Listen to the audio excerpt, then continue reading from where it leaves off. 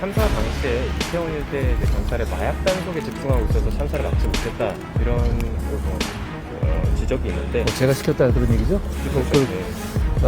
저는 공직자로서 이 참사에 대해서 대단히 큰 책임감을 느끼고 있습니다. 여러 번 말씀드렸는데 그렇지만 이런 비극을 이용해서 정치적 장사 속을 채우거나 허무맹랑한 위험비어를 퍼뜨리는 것에는 반대합니다. 그건 이 비극적 참사로 돌아가신 분들이나 그리고 유족들 그리고 애도하시는 국민들 모두에게 상처를 주는 일이라고 생각합니다.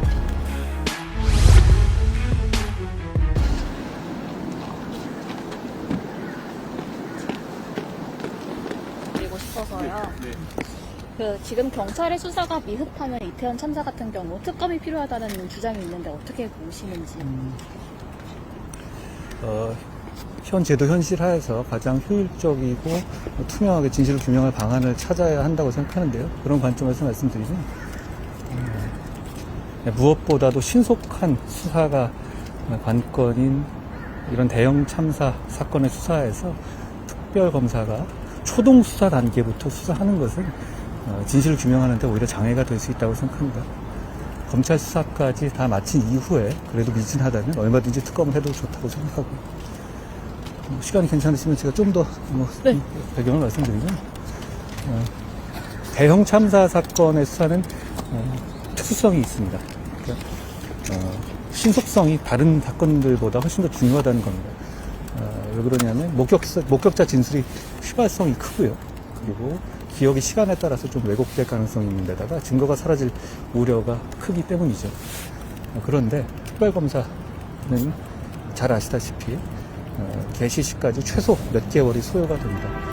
잘 아시다시피 상설특검, 유일한 상설특검이었던 세월호 특검 같은 경우는 국회 의결 시부터 시간을 재도 5달이 걸렸습니다. 그렇다면 이런 대형 사건, 대형 참사 사건의 초동 수사를 특검이 맡는 것은 진실을 규명하는데 좀 무리가 따른다라는 생각이 듭니다. 그리고 저도 이제 특검 수사를 해본 경험이 있는데 특검 수사를 논의가 초동 수사 단계부터 올라가면 기존의 수사팀 입장에서는 수사를 계속 진전하는 게 아니라 이게 탈 없이 특검으로 넘기는 쪽에 집중하게 되거든요. 그렇게 될 경우에 정확한 진실 규명에 오히려 장애가 될 수 있다 이런 생각을 갖고 있고요. 그런 면에서 현 제도 현실 하에서는 제 생각엔 첫째 경찰이 여론의 감시하에 신속하게 수사를 하는 겁니다. 경찰도 지금 말씀하시는 우려가 있다는 점 충분히 인식하고 수사할 거라고 생각합니다. 둘째로 송치가 되면 검찰이 정교하게 전부 다 다시 수사하는 겁니다.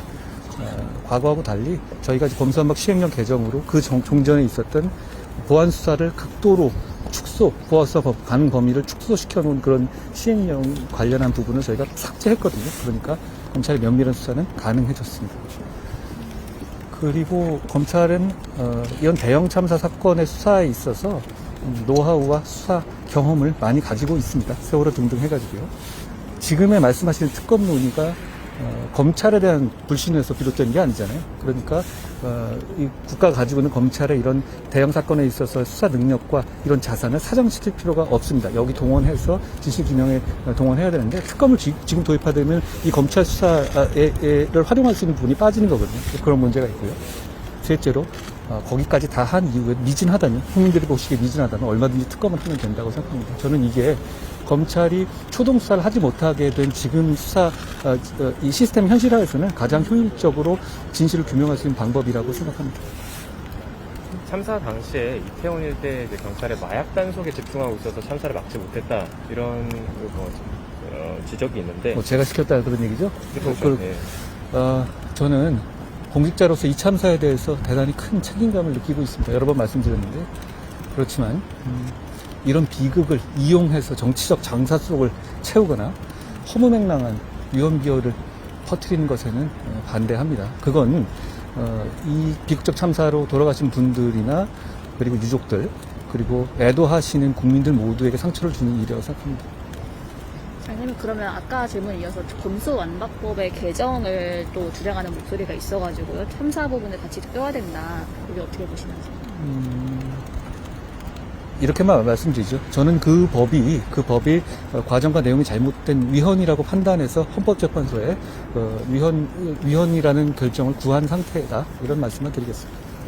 결국 다른 사안이긴 한데 장관께서 이제 고소한 그 탐사 취재 기자가 지난번에 경찰에 출석했을 때 그 이제 그 활동에 대해서 취재 활동일 뿐이라고 일단 밝혔는데 이에 대한 장관 기자님 그렇게 취재하신 적 있어요? 그렇게 취재하십니까? 혹시 그렇게 취재하신 적 있어요? 그렇게 아무런 명목 없이 차를 따라다니면서 밤에 미행하시고 그런 적 있어요? 생각해 보시면 답이 나올 것 같습니다. 그렇죠. 감사합니다. 고맙습니다. 국정조사 관련 논의가 국회에서 심도 있는 논의를 하실 부분이 있고 법무장관으로서 제가 말씀드릴 문제는 아닌 것 같습니다. 네, 감사합니다, 장관님. 네. 고생 많으셨습니다. 네, 감사합니다. 나도 그거 한번 보내줘. 겁나 보네. 말을 엄청 겁나 많이 하네.